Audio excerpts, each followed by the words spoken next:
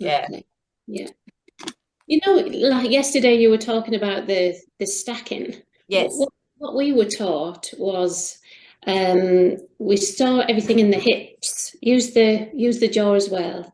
But then if we wanted to leave the client and walk around and get something, we put it in the glabella and then close the feet, and then we could move away until Right. we touch the client again, and then you'd be back with them. Okay. I don't know about the glabella. That's not in my knowledge sphere. Okay, yeah. I just wondered about that, if you'd heard Because about about 10 or 15 years ago, a couple of new things were started with switching that never made sense to me. And I'm not sure whether it was because, once again, I have all sorts of skepticism when things don't quite make sense to me. And this particular lady was teaching, and she had an arrogance about her. And she basically said that you didn't need any other kinesiology tools to do LEAP, the brain integration stuff. So she allowed people to do it with literally nothing else except for a basic muscle test. They had no stacking ability. They had no knowledge of acupuncture points. And it was the most bizarre thing. And you can imagine that did not go very well. So I had, I'm a bit of a troublemaker. So I thought, well, this is stupid. But on the other hand, this is going to be the only opportunity in the history of LEAP where people will be allowed to do it without any prerequisites. Because when I did it, you had to have 250 hours of prerequisites just to do NOT, neural organizational technique, and you had to have 500 hours to do LEAP. Like that, because there weren't diplomas and stuff in those days. So, you know, so basically that's what Linda and I were aiming towards. We'd work our little took us off. We were trying to get our hundreds of hours so we could do NOT, which we did. Then we spent another couple of years doing another 250 hours so that we could do LEAP. The next year, she took away all the prerequisites. So you can imagine, you know, my little brain thought went, right, really? You think people can do it without prerequisites? So I kept saying to clients who had an inkling about kinesiology, I said, you should go do this course. This will, and I said to them, this will be the only time in the history of this where there are no prerequisites. If you want to go do it and not have to spend 10 grand on the prerequisites, now's the time to do it. So I had about 6 clients who actually did it. And she had a nervous breakdown by the end of the week because she realized how stupid it was. You know, it was a really stupid thing to do. And I say that lovingly. She was a really nice lady, but she came from a place of educational physiology. So she came from a non-kinesiology model, believing that she knew everything about the brain, and, you know, that the more training you did, it just messed things up and made it more complicated. And anyway, the next year the prerequisites were back. I feel a bit naughty, but 3 of them did go on to become LEAP practitioners, so I feel pretty proud about that. But not all 6 of them. What did happen to them all? Actually, 4 of them became practitioners out of the 6, but then they would come back to me and they'd learn, like, you know, touch for health. Because they didn't have any. But yeah, so I haven't heard about the glabella. Do you know the theory with that? I don't know, really. That's the way we were taught. I'm not really sure. Yeah. Okay. Yeah, because I know one of the things that she made up during the week, because she didn't have people who could stack anything, and you really need to be able to stack if you're doing LEAP, because it's literally like CV24, CV23 plus CV24, stacking in the corpus callosum, stacking in the dorsal lateral frontal cortex. You know, you need to know your acupuncture points. You need to know how to add that to this, because it's this plus this, plus this, plus this, plus this, plus this equals, and then you go and see what it does. So if you don't know how to stack, you're not doing anything. You know, you're just sort of putting in points on the body, and that's not LEAP. So she started doing this thing, getting people to just sort of, it was like an enter, but it didn't do anything. It wasn't stacking. So I had to teach everyone how to stack after that, and say, well, I don't know what she's doing, but, you know, that's not going to do anything. But anyway. And we also, hey, Chantal. We also, when we got an unlock, we reset the muscle to lock again. So every time we got Have you heard of that? So is Well, that? I always go back to a lock, and Marissa last night said she always goes back to a lock as well. So I always prefer to work from a locked muscle. It works best for me. I could never keep track of lock, unlock, lock, unlock, lock, unlock. I just couldn't do it. And also it didn't work. You know, so I was doing training with Lynn McCall about, I don't know, who knows, 20 years ago or something.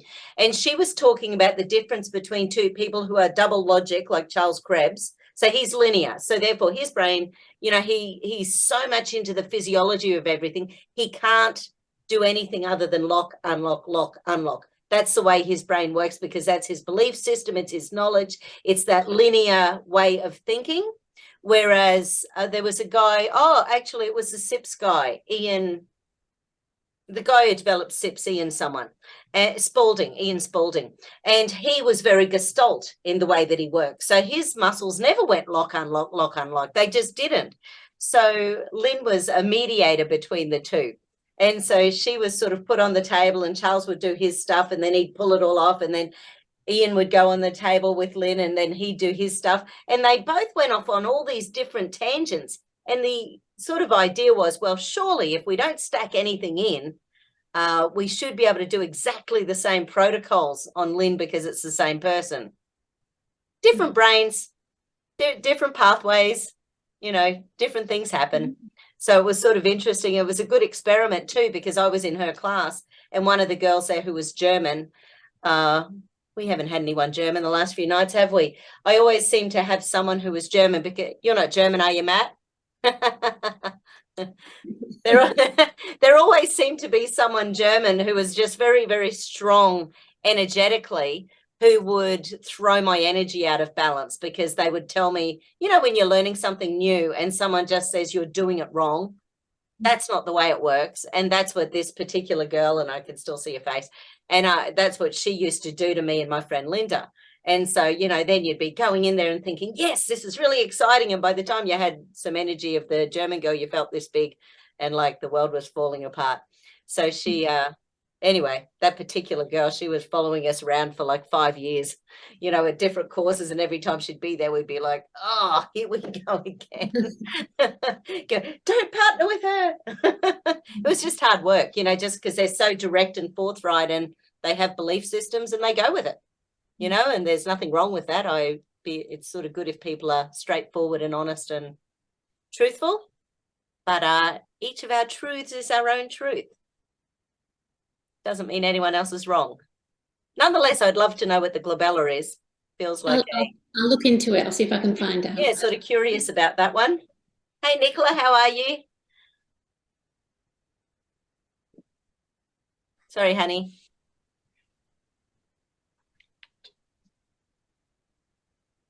Yeah, no, I can't hear you yet, sweetie. Sorry, I was on mute. Yeah, hi.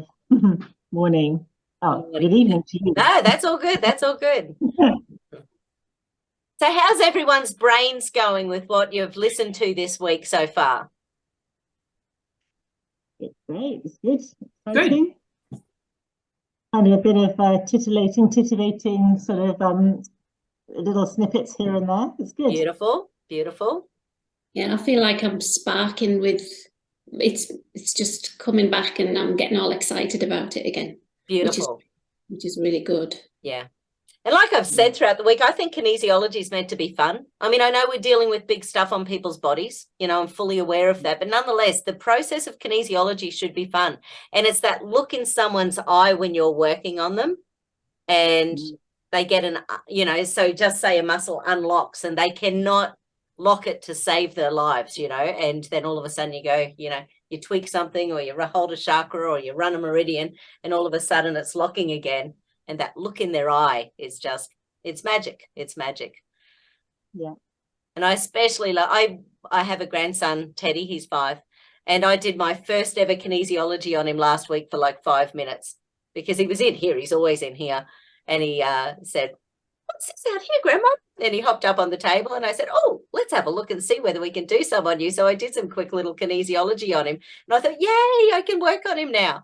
But he just kept saying, and now my legs. So I'd go, okay, let's go do some leg stuff. And now my arms. Okay, I'd go do some arm stuff. It was very, very cute. I've done work on kids as young as 3 and 4 before. You can often get a muscle test out of children quite young. And it's really about how quickly they can get that, because you can use the skippy arm. Do Tracy and Nicola, do you girls do skippy arm at all? Yeah. It's a must-have moving forward. Yeah, you'll get there, Deb. That's when you're working on other people. Yeah.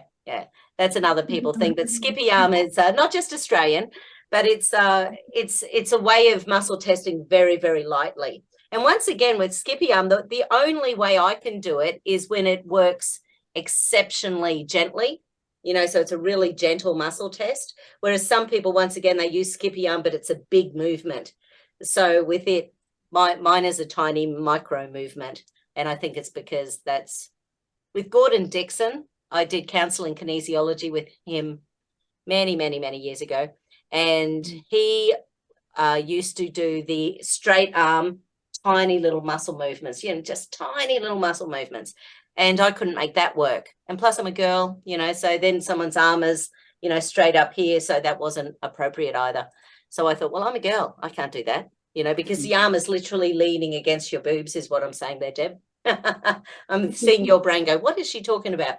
Yeah, so someone's lying on the table, their arm is straight up and, this is where it lands. So I ended up going, yeah, that's not going to work for me. So Gordy taught me how to do it with the little skippy arm, and that one works for me beautifully, which is why I work so quickly. Actually, it's part of it. It's not the quick as far, it doesn't matter how fast we work. That's not the aim. Can you tell me what that is? Because I have had this burning, what the heck is that you're doing? Every time I watch your video, say, what is she doing? What is she doing? And right. So it's basically using that as the indicator muscle. So it's the brachioradialis. Yeah, the brachioradialis, but it's a micro moving. So it's nothing to do with the tapping. People always think it's about the tapping. Yeah. But each time I'm asking a question, I'm just asking, so I'm looking for a movement there. You use skippy arm, Judy, I imagine? No, I have no idea. Oh, really? Okay. I've watched you for years and go, I used to double test with the fingers, like the yes, no with the fingers, and do the normal, muscle testing so that I was double checking myself. Right. Yes, we look like idiots in the supermarket too. No. I think it's everything we do for our health is good. Doesn't matter how silly we look. Yeah. Absolutely. But the funny thing is, though, if it's a definite no, it feels like somebody's cracked my knuckle with the back of a spoon or something. It's quite clear it's a no. Yes. So that's all that matters, as long as you know. Yeah, that's right. Yeah. But so because this week was more about working on ourselves, so this week was more about building skills to work on ourselves rather than, teaching those little things. It's just good to know there's other things, coming if people do want to go to those next sort of spaces. And and I was sort of, I'm so disappointed with I bought a new whiteboard for this week. So it's sort of funny. I was sort of, one of the things that I was thinking throughout this week is that there's like a hierarchy of how our consciousness works when you're doing something new. So most of us, when we don't know anything about a subject, we are unconsciously incompetent. Yeah. So we don't even know how incompetent we are, and we're in bliss because we don't give a toss. So we're unconsciously incompetent. The next level is when you become consciously incompetent. So you're not there yet, but you're conscious of it. Sort of sucks. It's a world of pain. It's sort of that space where, you want to get to that next level, or you want to go back to the bliss. You want the blue pill again, so you sort of go, oh man, will I or won't I? What am I going to do here? So then the next level is when you become consciously competent. But even that can be hard work because you have to be conscious of it all the time. Yeah. And that's sort of, it's still a good place to be, but it's still a bit of hard work. And then the best place to be is unconsciously competent. So by the time you're unconsciously competent, you just know your stuff.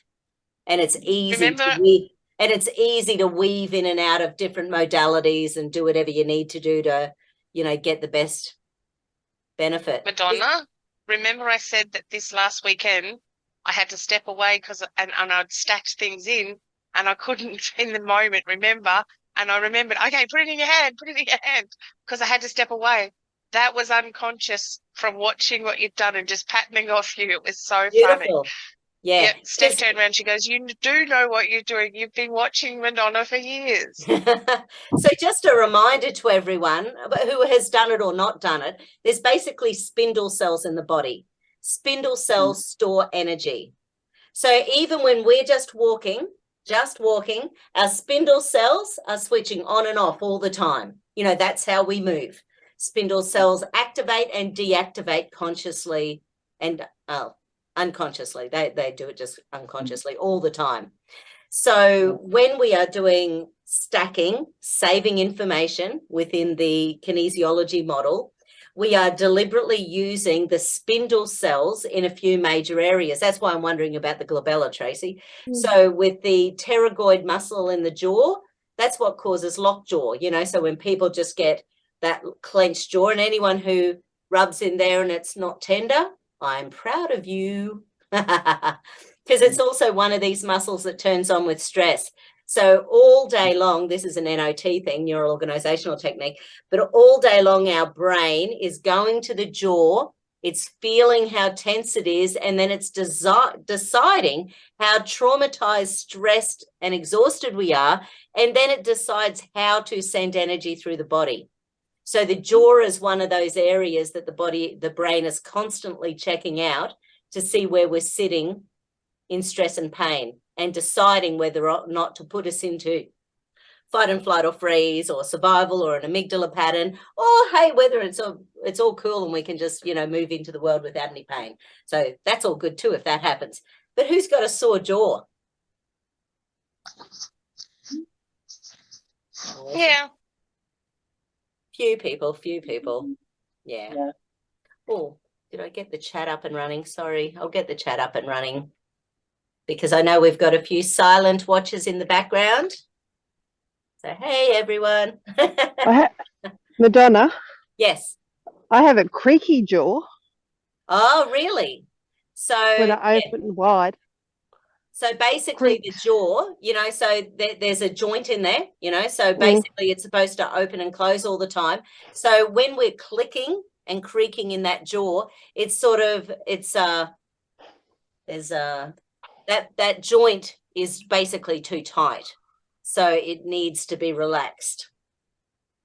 And there's little processes that help to do that. It's very cool. I'll walk with Sean said every patient. Yeah, that's right. Yeah. So it is sort of fun, the old jaw stuff.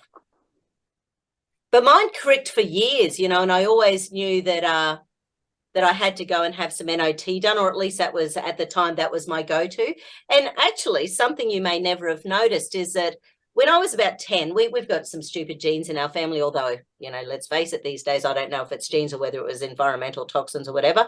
But when I was 10, my hips locked up and I couldn't move for, I don't know, it was quite icky. And they did a whole bunch of x-rays and they found out that I had something locked in my jaw and in my hips. And basically that was the start of something going on, which was like a low-level fibromyalgia for like, I don't know, 15 years or something like that. And since then I started to realize, so I can't remember what preceded that, but I ended up somewhere going through my training, realizing that if I had dental work done, about a month later, my hips and knees would start to jam up. And I don't think it was until, I think I'd been doing NOT for a few years actually, but there's a big jaw and hip connection. So if your jaw is locked, there are muscles in the pelvis that are directly related. So when these little guys get locked, quite often there will be something either within the digestive tract or the pelvic girdle that follows on from that. So then I used to work out, okay, so if I need to go to the dentist, I need to have some NOT afterwards. You know, because for me, it seemed to be a bit of a trigger to throw my fibromyalgia and that low level, well, actually it was high level hip pain. So it was sort of just one of those little connections. There's so many connections in the body, aren't there? But one of the things I wanted to chat tonight was, so Sean's saying the TMJ C1, yeah. So the C1, C2 forward head stress posture. Yeah, how many people sort of have that thing where their head is forward? And quite often with those neck muscles again, which is different from the bones with the chiropractor, but we often have these little muscles in the front not working properly because those anterior neck flexors, if they're not activating, then the muscles in the rear of the skull have to do the work. So that all tightens. So then our neck goes forward because these little guys we're not holding our head on our neck on our shoulders properly. But yeah, one of the things I wanted to do tonight was a bit of an explanation with the celestial circuit. So we sort of played a little bit with the central meridian last night that sort of runs from the pubic bone up to the chin. Whereas the celestial circuit, about 15 years ago, Charles Krebs was having a chat with a Buddhist monk, as you do, and saying he was talking about the fact that both the central meridian, which goes up, and the governing meridian, which starts at the tailbone, goes up over the spine, and lands up in underneath the mouth. So they're both, central goes up, it's a yin organ. Governing goes up and over the head, it's a yang organ. Why do they both go up? Because yins and yangs go in different directions most of the time. So this Buddhist monk, of course, had the answer, well, you're only looking at the acupuncture points outside the body that the body can needle. So then he talked about this thing called a celestial circuit, which was the connection inside the body. So basically, the governing meridian, which starts at the tailbone, goes up the spine, comes in over the head, goes into the roof of the mouth, then continues on the inside of the body down to CV1, which often gets cut during childbirth, by the way. So then we end up with scar tissue there, and anything that causes anywhere we've got scar tissue can cause blockage of meridians. So anyone who's had cesareans, anyone who's had breast operations, anyone who's had a lot of jaw work, these things can all block meridians in the body, as can traumas and things, but there can be very physical blockages as well. So the celestial circuit, it's supposed to be like a figure 8 that's just constantly running through the body, which is a really cool energy system. Now, the governing meridian, tailbone, up the spine, into the roof of the mouth, that's about unconscious energy in the body. The central meridian, which runs from the pubic bone up to the chin, it's about conscious energy in the body. So the central meridian is your feminine yin energy. Your governing meridian is your yang energy, your masculine unconscious energy. But we're supposed to, as you can imagine, have this beautiful flow happening from unconscious to conscious all the time. So can you imagine when we get stressed, which one gets jammed? We tend to get jammed in the survival stuff. So we tend to get jammed in the governing. Our central shuts down, which is why it can be so good to do those, the brain things, the things that help to pick up our energy, just to bring us back into center again.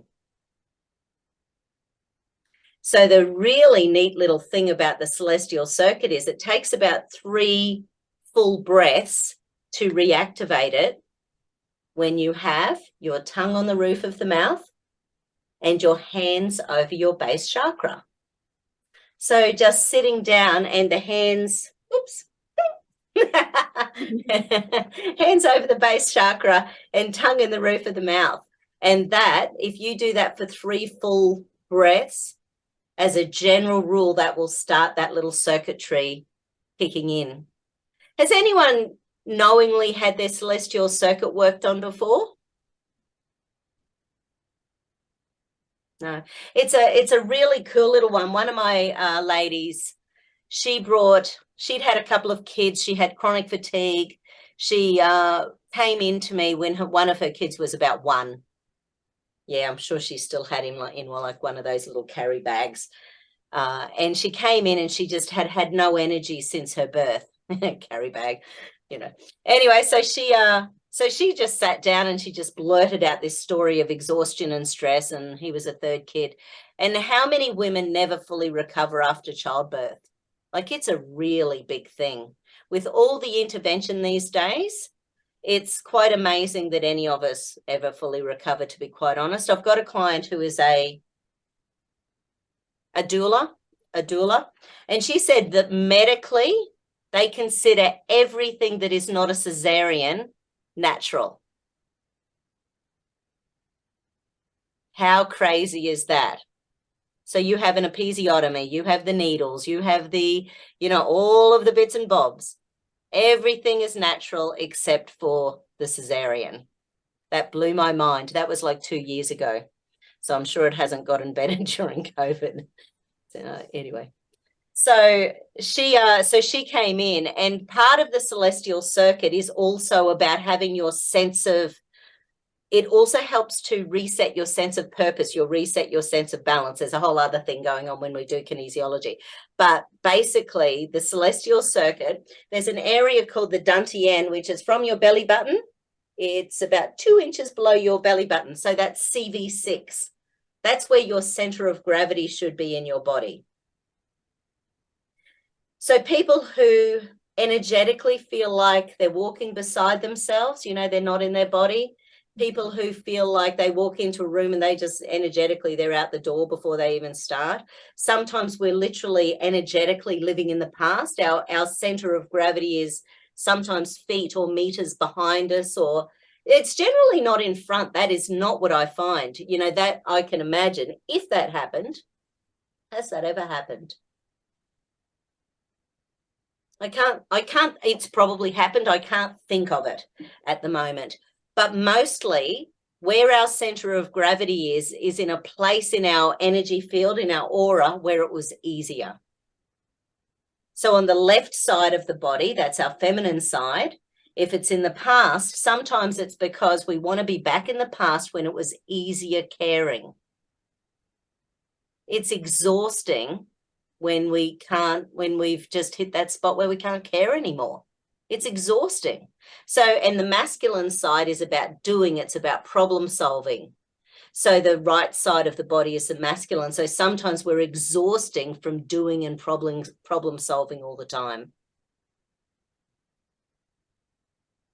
So energetically, even just having that visualization in that little spot, about 2 inches below your belly button, that sort of, and just visualizing that little spot and bringing in all your energy and sort of targeting that so that you're trying to get that recenter. Has anyone experienced the power of visualization? Like, is that something that everyone is aware of? It's when I did, going back a million years ago, when I did counseling kinesiology, there was a process that Gordon teaches where you go down and, you sort of go down in this energetic lift until you hit a time of trauma. And then you go back and you reimagine all the major players in your world at that time, whoever it was, your mum, your dad, your parents, your teacher, whatever was going on. And then you start imagining what was going on for them at the time. And if you start imagining, oh, right, they had money issues, or I was the fourth kid, or, their parents were crap and they had no parental skills, or whatever it was, and you start really working through what was going on at the time, even if you just make it up in your head, what could have been going on at the time if you don't know. But all of that starts to give your brain a conscious reason for you not having the best reality at that time. Your brain does not know the difference between what's real and imaginary. Anything you imagine, if it's a good thing, is going to be growing neurons in your happier parts of the brain. I was chatting to someone who's separated. When her kid goes to the dad, he allows the child to watch absolutely anything on TV, including pornography. And my first thing out of my mouth was, oh my God, he doesn't know what's real and imaginary. And he's 8. He's 8. So imagine what that's doing to that poor little kid's brain. You know, it's interesting what parents allow. But basically with the celestial circuit, so the little correction for that. So I want you all just to sit with your tongue on the roof of the mouth for a moment. Your hands over your base chakras, so just sitting over the pubic bone, and then allowing a few breaths, and then just visualizing your center coming back into just below the belly button.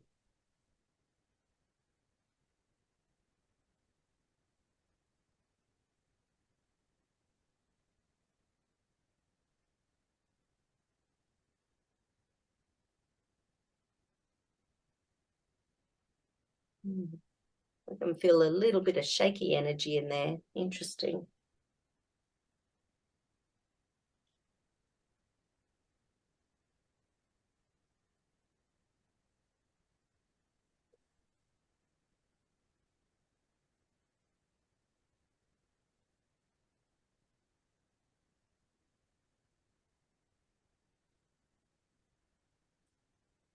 Yawning, sighing, flatulence can all be a sign that the body is releasing.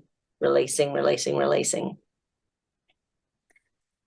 good friend Linda, when she was pregnant with her daughter Isla, she did not cope with sharing her body with another human being. It wasn't fun for her, the whole pregnancy thing. And the only way that she could work on another person in the clinic during the pregnancy was by finding an outlet for her stress, so that she didn't take on the stuff from the clients. So she was the first person I knew who would burp like a trooper as the practitioner, so that she didn't take on the negative energy of the clients. And since then, I've met probably 20 people, you know, over the last 20 years who do it. So apparently it's quite common. And then I'd send people to go see her, and then they'd come back to me and they'd say, man, the poor darling, she was burping like crazy. She must have bad issues. And I go, oh, honey, the worse she burped, the worse you were on the table. Because it's about releasing that energy, you know. And like we were talking about last night, sometimes the person on the table, sometimes the person on the table will actually have the outlet. They will have, you know, the shakes. Their body will just fall apart. Doesn't happen. Yeah, it doesn't happen too much where people want to get off the table. That doesn't happen very often, maybe 1 in every 10 years. As a general rule, I can sort of calm things down. But I have had some people, I had a couple of girls recently. This was a real shame. I sent them to see another practitioner, and the practitioner was trying to do that strong energy thing, sort of like a school headmaster, you know, sort of trying to just be strong. And anyway, it was, I go see her and I love her. So it was a real disappointment to have these 2 teenage girls with these fairly major mental health issues, you know, come away more traumatized, or at least it felt like that. So we've really got to be careful with our words and keep an eye on our beliefs. I'll sort of, there was another lady who used to do this visualization, heart energy healing. So heart healing is about recentering.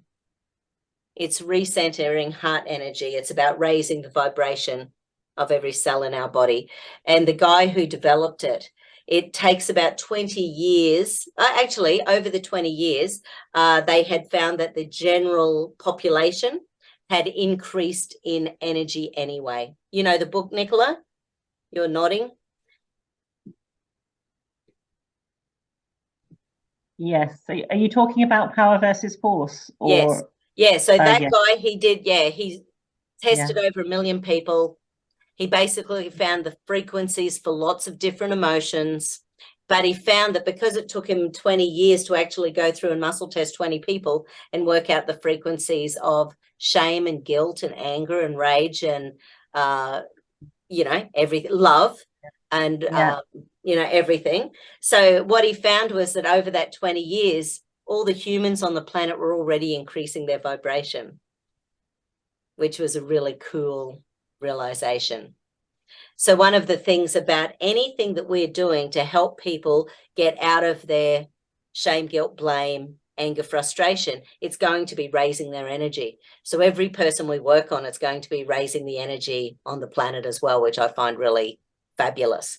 There's been some incredible prayer studies where they have looked at people who pray in one house, and the houses next to them and next to them have more peace as well.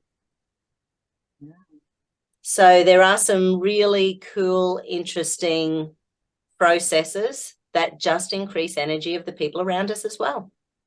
Which I found, Madonna, that over my years of doing sessions with energy work and readings and stuff, that I started to notice that even when I'd see a color or I'd be working just, you know, channeling, I could feel the energy starting to move in my body just from just talking about something. And then it's gotten to the point where a lot of the time I feel like when I'm working, I'll just tell people, okay, we're going through this, but then I'll hear like names of other family members and things in their family. And I'll say, I feel like it's because the spirit's higher source is also wanting to do healing on the family members at the same time, because and so when I do a healing on someone, it's not like, oh, well, we're just healing collectively, because obviously when they're healing, I'm healing, because there's really no separation. Yes. But then we're also healing for the collective and for other people, because if you think of quantumness, there is no separation anyway.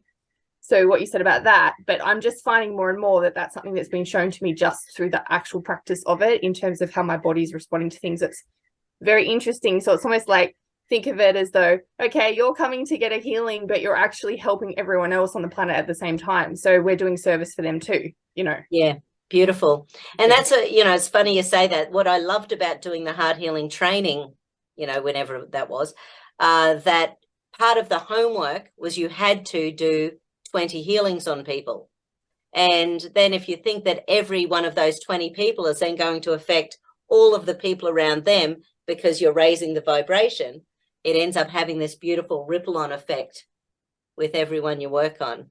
I know, and I sometimes wonder, because like I'll be at work or whatever, and I'll feel like Spirit's giving me a download into my third eye, and I feel like it's getting cleared, and I'm in the meeting thinking, I wonder if anyone else can feel this energy. Probably not, but it has to be affecting them in some way, because I can feel it so strongly that I'm like, even if it's just subtle, it's got to be doing something to the environment, because you can't just separate, people. Yeah. And did I tell you my weird little story with, I think I did, the story with the little boy Lawson, who had the lissencephaly? So, actually, same practitioner, different story, I think. So I did some experience when I first started, and I had lots of time on my hands. And there was this little boy who was 2 years old, blonde curly haired, blue-eyed, little adorable cherub. He had lissencephaly, smooth brain disorder. So he had no gyrations in his brain, which meant that he couldn't learn, and he had seizures all the time. So what they were trying to do, they were working with someone who was in sort of our area of expertise. So what he was doing was getting 3 people in the morning, 3 people in the afternoon, 5 days a week, 3 hours at a time, to do exercises to try to create neuronal changes in the brain so that something would improve. Now, the poor little darling died at 4.5. But back one step, I had this weird woman come in and see me in the clinic. And she did one of those, I don't know why I'm here. I opened up the yellow pages and there was your ad, and I knew I had to come and see you. So I thought, okay, whatever. I had zero experience with weird stuff at that stage. So she said, and so I said, oh, well, I do this and this and this. So we ended up doing some NOT.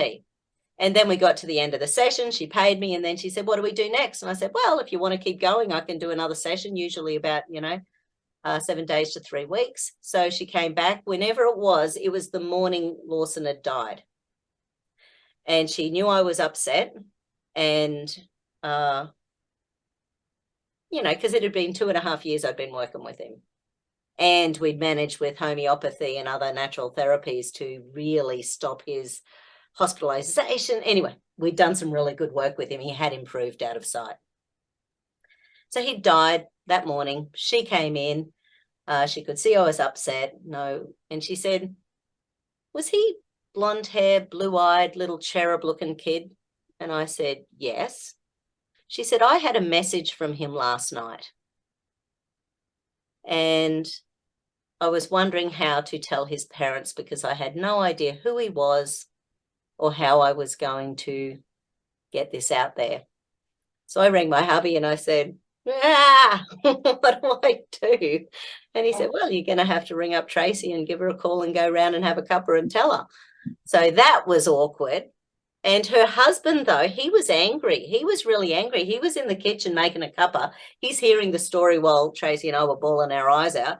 And he was angry because he thought she wanted something. You know, he thought that she was a scam artist, that she was like out for something. And I said, no, she paid me for 2 sessions. She got a message for you from Lawson, and here it is. She wants nothing. And she never came back and saw me again either, by the way. So, you know, like that energy was out there. Like, how the heck does that happen? You know, so energy is weird. You never know. You never know. You never know how we're going to connect with people and change people's lives. No, it's so weird like that. And like a lot of my life's like that. And I had a dream about a girl, and then I had a client come to me. I had no idea what this dream was about. It was a specific name, specific circumstance. And then I had a client come to me 3 months later, and I was talking to her. I said, oh, this name's come up. Oh, I had a dream about that. Is this and this and this happening? And she goes, yes. And I said, okay, well, tell her this. And then I was like, okay, now I know what the dream means. But it was literally 3 months after I had the dream. So, and these people just came randomly. Like they literally said, oh, we just walked in. We didn't even know why we were coming. Whatever you get, just tell us. So it was literally like, this is the sort of, that's just another wavelength of life becomes very confusing, but it's very exciting, but it's also, you would feel like you're going mental. So anyway. Yeah. I want to share that because this sort of weird stuff happens to me all the time. No, totally. And I think that's why I've been enjoying doing the etheric work. So I only started doing the etheric stuff about, well, 2.5 years ago now. I did not believe it would work. When Charles was in town, maybe 4 years ago, I think. So it was pre-COVID, not long pre-COVID. And there was a lady there who said to me, you know what you're doing on the body. Just imagine there's a physical body there and just do the work. And I got angry and I was arguing and I was like, yeah, that'd never work. And then, of course, COVID hit. So I actually was part of an ATMS discussion about kinesiology one day. There were 6 people, all with, at least 10 years of experience each. The rest of them were all saying all those things, Eve. They were all saying, oh yeah, it's just energy. It's just all, it's all out there, so we can do anything. We don't need our hands on people. I was like, no. And finally, because I also like being proved right, I wanted to see whether or not it would work. So I remember the first time I did one, it was up in my bedroom. I chucked on my camera for YouTube because I thought, well, blow it. If it stuffs up, I want to know. I want to be held accountable. So I did my first ever one live on YouTube. I had my friend online and I just sort of went through the process. So it was really interesting just, using my muscle testing. And I literally just imagined her body there and I went through the process and we cleared 3 layers of survival stuff. And I went, right, that's really interesting because I thought that my brain would get in the way. That it sort of didn't. Well, because the body, I mean, if you think about it, it seems like it's a physical thing. But then if you go into the energy level, it's also just energy. It's just appearing as like it feels tactile because we are perceiving it as a tactile. But then a quantum scientist would say it's actually just energy. Yeah. And they always find that energy precedes matter. So before a cell divides, they find that there's an energy shift first. When we're creating a baby in the womb, the energy moves before each growth of the baby. So energy precedes matter. And that's why thoughts are so powerful. So there was a lady who spoke at a congress about 5 years ago, and she had been doing open heart surgery on people for 20 years. And she had never done a pre-operation exam, because for her, she was taught it was 100% mechanical heart, go in there, do whatever you do, close them up. She never had to talk to the human. And then she got an inkling about 15 years ago that maybe there was some stress associated with people who needed heart work.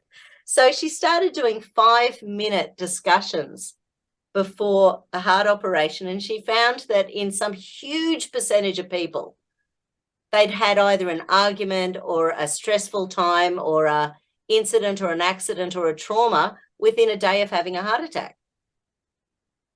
So she went, oh, emotions affect the heart.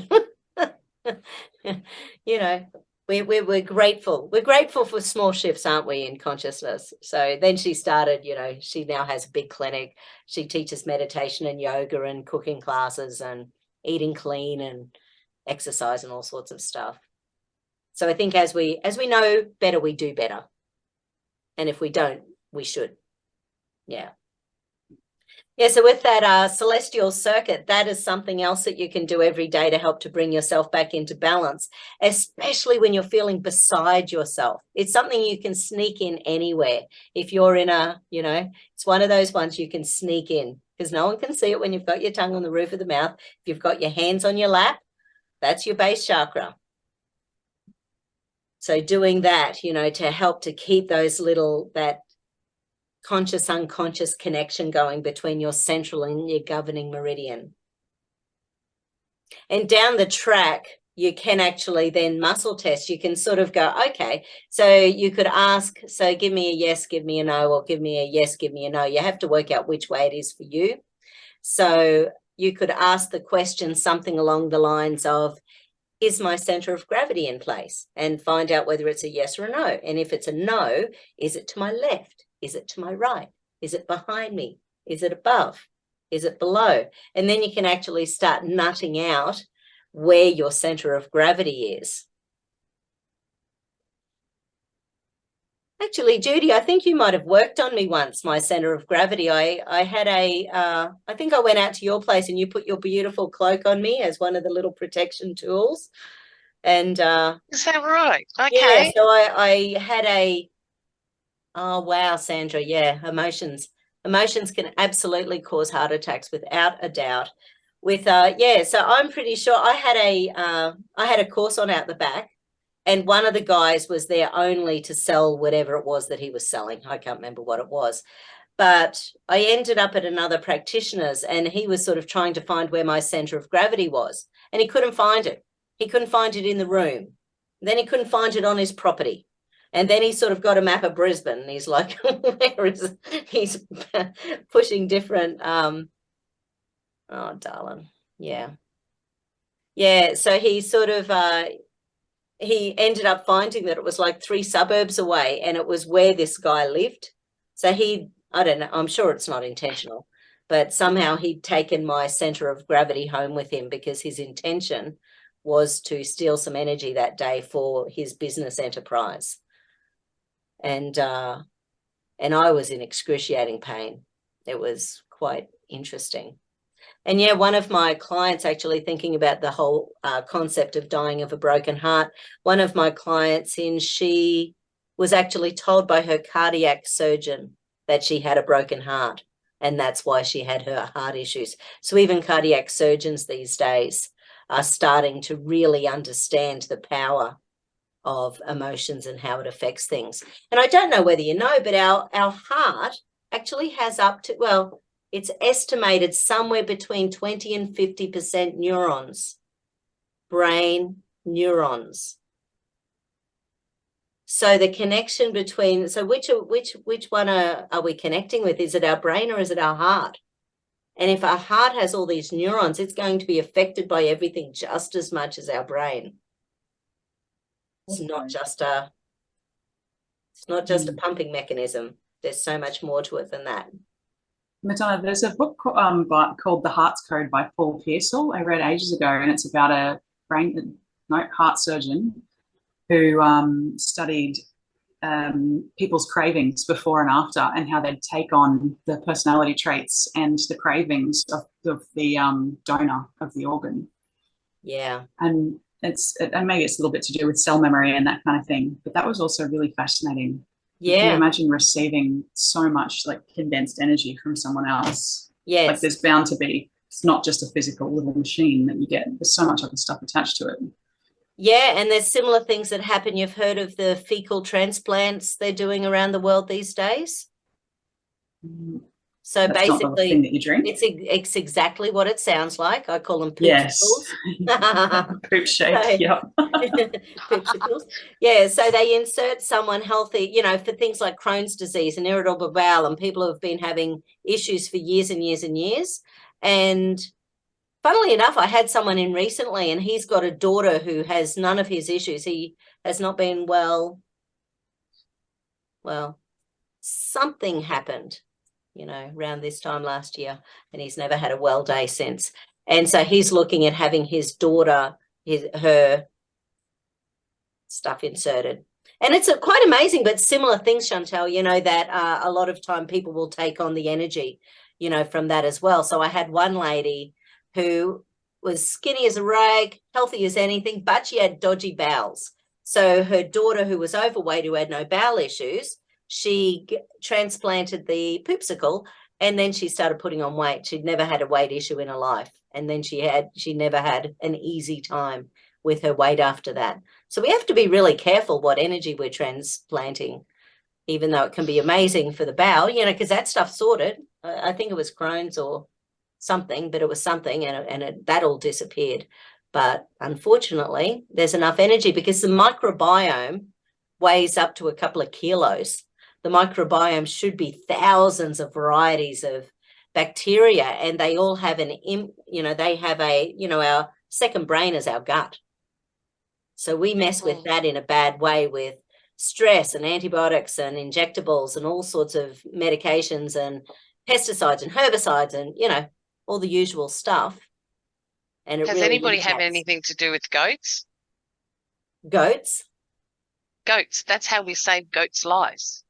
You go to the healthy goat and you get their little pebbles and you mash it up with whatever will help. So molasses and apple cider vinegar, and you make up like a poo tea. Yeah, and right. You spoon feed that goat, and you know when it's worked because they regurgitate, and that's when you know that their gut has rebooted. But once they start to scour and you know that they're not regurgitating, they're on thin ice and you've only got hours to sort it. So you make up this poo tea and it reboots their gut, and you know when it's worked because they start to burp and regurgitate, and you think, oh, thank God for that. Yeah. But yeah, at least they're ruminants. Well, there's sort of something similar with urine therapy, which I've never taken too seriously, but because weird stuff is going on the planet, and just say at some stage you were in a spot and you had none of your supplements and you were locked away somewhere where you had no control over your world. There was a guy on Trump's medical board, and he was talking to a whole bunch of doctors in India at the beginning of all the shenanigans, and they were already getting good success with people having really nasty bouts of whatever it was with their urine therapy. And I wasn't even going to listen to it. It was on the Health Ranger, and I thought, oh, urine therapy, I'm so not interested in that. I'd never do it. But Mike Adams said, well, imagine you had no control over your life and you had none of your supplements. And I went, oh, okay, I'll pay attention. So I thought, right. Because a similar thing to that, Judy, you know, is that the energy coming, and not that I'm not a urine therapist and I don't know exactly how it works, and I really should go check it out at some stage. But basically, there's something about every time you're urinating, all the energy of what you're eliminating is in there. So then you dilute it and you take it, and it's giving more energy. So it has all the energy of what you need to eliminate and absorb and everything. So once again, yeah, it's there are no probiotics available for dairy goats that will save their life. It's like there's nothing that they've made that is correct enough Yeah. So you have to come up with old school stuff from people that have had, you know, dairy goats for 30 years, and they say, just do poo tea. So you got like this couple of tablespoons of poo tea with molasses trying to force feed it. But it's magical because it instantly puts the proper bacteria. You know how the metagenics, you have the gut repair where you've got the probiotics, prebiotics, all that really, there's nothing that can replace a healthy deposit back into a goat that's dying. It's brilliant. It's so fast. Interesting. I don't want to try it, but interesting. I'm not a ruminant, not doing it. Yeah. It's a little bit similar, I guess, to the idea of giving a blood transfusion. It's like take someone else's blood. I mean, completely different biologically, but similar idea. And you have to wonder at what point, I don't know who invented blood transfusions, but that was obviously a massive medical intervention when that first all happened, because it's a pretty radical idea. If I think back to before blood transfusions were around, to think, oh, let's just get blood from someone else and put it into this person's body. It seems weird, but we're so used to the concept. It's the same with the feces thing. I think it's like, it kind of seems weird, but then at some point it will just be like, yeah, this is just what we do. Yeah. Well, there was a place up in Noosa in Queensland that did it until last year. And my guy actually went to them and he had a big chat with them, and he was a brand spanking new client who he sort of asked them why they were stopped doing it. And she was a little bit of one of us, and she sort of said, well, we must have been saving too many lives. Can't possibly have that. So yeah, they're shutting down on all sorts of natural things and that's the thing I love about kinesiology as well. You know, it's why I've decided to go into the teaching. Because I, once again, I just sort of think something we can do with our bodies and our minds, they can't take that away from us. No, you can't stop someone doing energy healing on someone. No.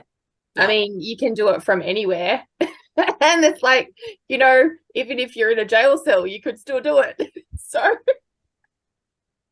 yeah, exactly. So, you know, once again, it's not my favorite thing, but on the other hand, you know, knowing stuff is better than not knowing stuff. So, which is sort of like that whole, where are we in that consciously incompetent, you know, at the moment in relation to urine therapy, I'm consciously incompetent. No idea what the actual process is, because there's supposedly quite a specific process associated with that. But I did want to mention to everyone, in case you didn't see, everyone can contact me if you want, you know, for a 20-minute discovery call to see whether or not you want to be part of the Competent Kinesiology course or the signature system. So I'm sure you all know how to contact me if you want to get on a call at some stage. And because feels like a good year. Feels like a good year to be part of that. But yeah, so now so far this week, what have we got? We've got the emotional stress release points, and don't underestimate the emotional stress release points, because they bring that blood to the frontal cortex. All our little feel-good guys are in underneath there. Our hypothalamus, our pituitary, our pineal gland. You know, we need the blood supply there to get all that crap out of our pineal gland that goes in there every day. So we need good energy in there. In fact, I love tapping it on clients. I sort of use that a fair bit lately, because I just, you know, because tapping releases bone memory as well. That's partly why when I do NOT, if you've seen me on my YouTube, it's why I tap along the spine, you know, before I do the energy work there, because it is releasing bone memory. So anywhere you're tapping, you know, so part of that is about releasing bone memory, which is a really cool tool. So, but that helps to wake up the frontal cortex, wakes up the third eye. The emotional stress release really brings those blood supply to the frontal brain. Obviously, you can do it with the rear of the brain. And someone contacted me last night and said that she went and did the Morrow exercise when we were taught. That was last night, wasn't it? Gosh, it's only night 3. So yeah, she went and did the Morrow exercise, and then she slept for an hour and a half. And she said that's really unlike her. So, you know, we were talking about the first, second, and third stage stress at some stage. Once again, I don't have a whiteboard that works, but basically the first stage stress is when you have a bad day and your energy comes down. So then you have a good sleep, or you take some supplements and you get back to equilibrium again. Second stage stress is when you're running on adrenaline. You're running on survival. You're up here. And as a general rule, you can probably cope with that for maybe 20 years before you fall down the hole. A lot of small business owners are up here. You know, they're just running on that adrenaline. So then the third stage stress is when you fall down the hole and you're down here in chronic fatigue, fibromyalgia, total exhaustion. And that's sort of that third stage stress. That's when it takes longer to get back up, because it's a really tricky combination.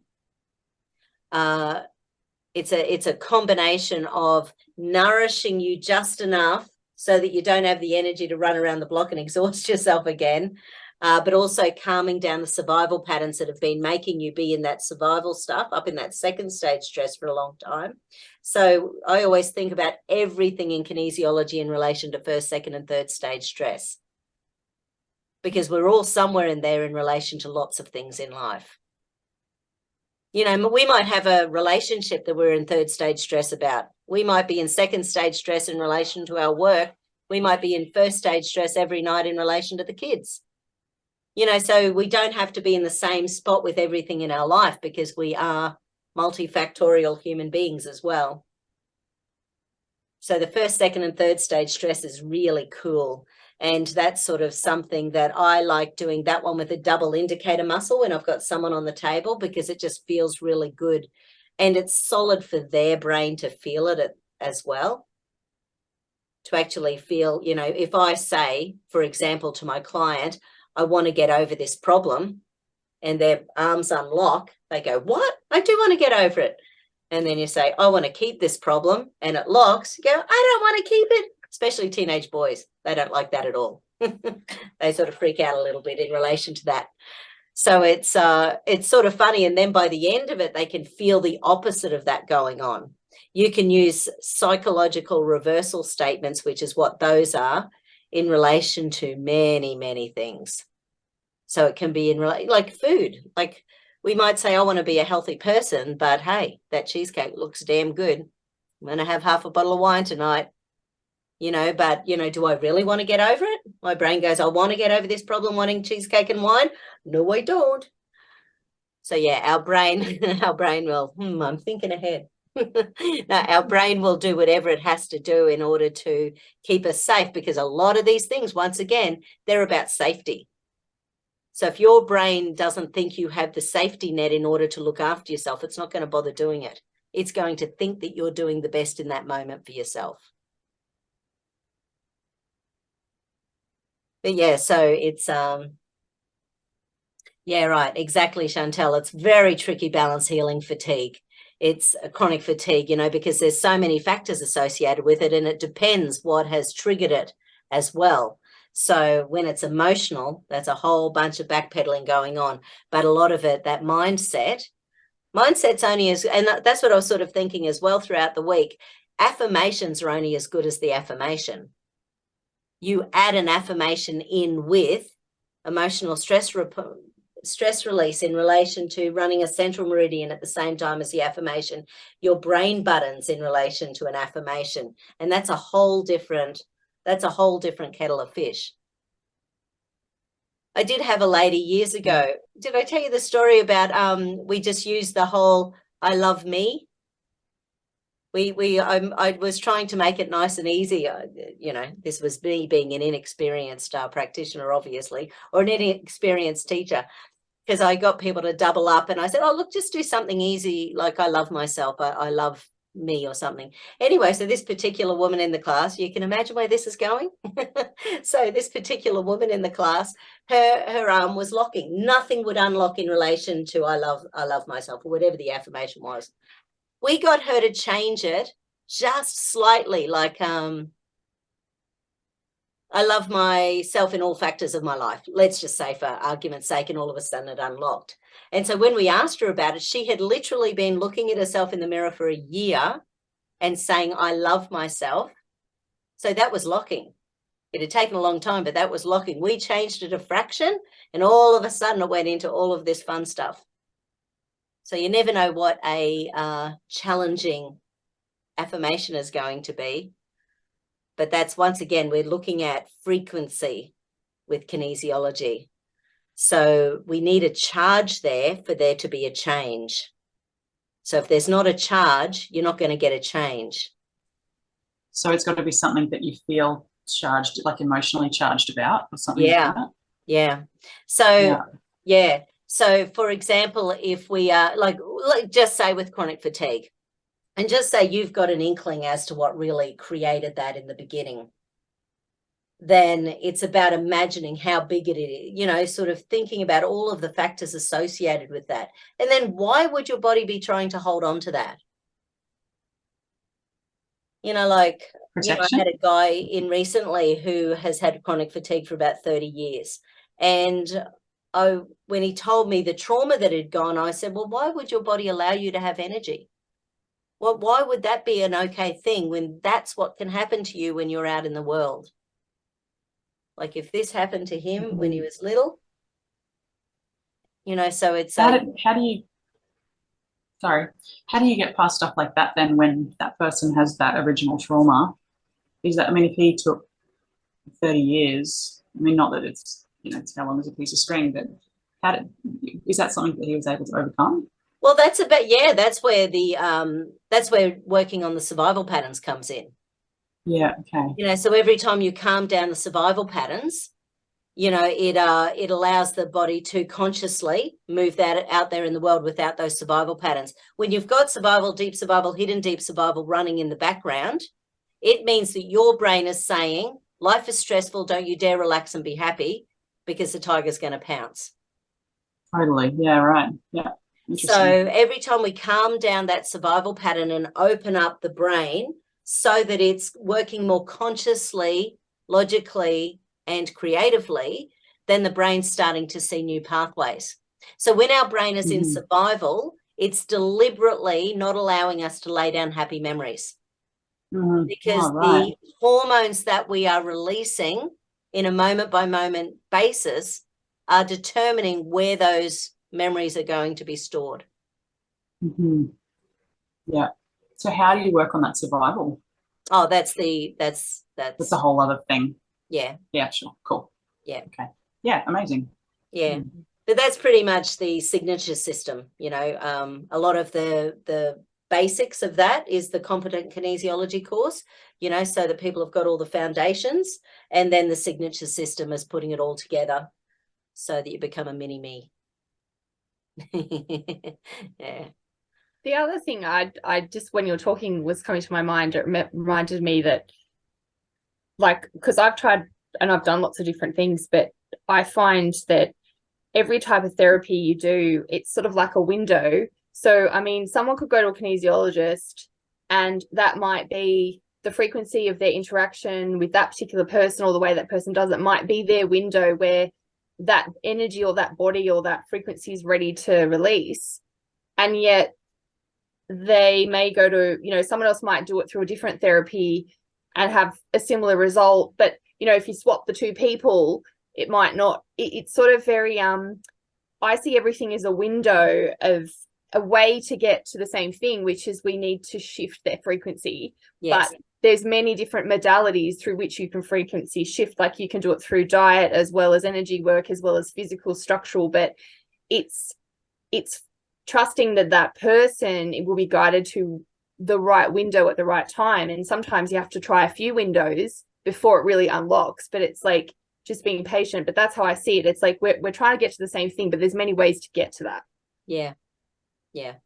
And, you know, and because the etheric thing, you know, is sort of, it's, my belief system is now quite different about that. When I did Leap I did an update of Leap with Jackie Mooney last year online, and everyone went into their little breakout rooms, and I might actually get people to do that tomorrow night, if I can make it work.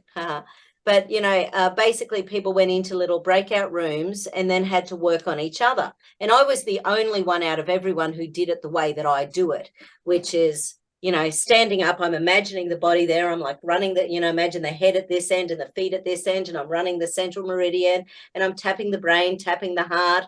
I'm sort of just going, okay, and then I scan the body. Okay, body, where do I need to start? And I've got my little hierarchy in my head. So I sort of scan through the things and I go, oh, there's a deep hidden survival pattern. So I energetically pop in the deep hidden survival pattern. So I just sort of go through my process etherically, and I was the only person who did that. So of course everyone wanted to hook up with me, but you know, that's fine. But it was sort of interesting watching what other people do, because that's part of the reason I love the etheric work now, is because I'm getting such strong yeses and nos. I know that I'm not fudging it. I'm getting really amazing feedback from people around the world, which is just incredible. And even to the point where people see that survival pattern, you know, if someone's in first, second, third stage stress, and you take the second layer of stress and calm it down, if they don't have good energy underneath, they're flattened. So we have to sort of nourish both sides of it as well. You know, so I don't know if any of you saw my etheric balance with Yong Sheng maybe it was about a month ago. I had Renergy as my surrogate, and Yong Sheng, actually I don't know where he's from, but his daughter booked it in. He's had 4 injectables. He's not doing very well. He's taking lots of supplements, but he's also on oodles of drugs. So when we did the survival stuff, he was flat for like a fortnight afterwards. So someone from a different country, could not speak the language, you know, sort of that, like, he watched the video, but only because his daughter made him. And he didn't really understand anything going on. But after the balance, he was just flat. So he was up here in second stage stress. You know, so that was down. But then I got her to muscle test up a few of his supplements with some ginsengs and things, and tried to sort of suggest how to get him picked back up again. So, yeah. Okay, lovelies. Any last minute questions or anything before we sign off? Yeah, just one about the muscle testing. Yes. Briefly, I have tried it, and sometimes I just don't get, it just doesn't seem to, even if I do the grounding stuff and, yep, you know, zipping up the meridians and stuff, I can't seem to get the same consistency with yeses and nos. Yep.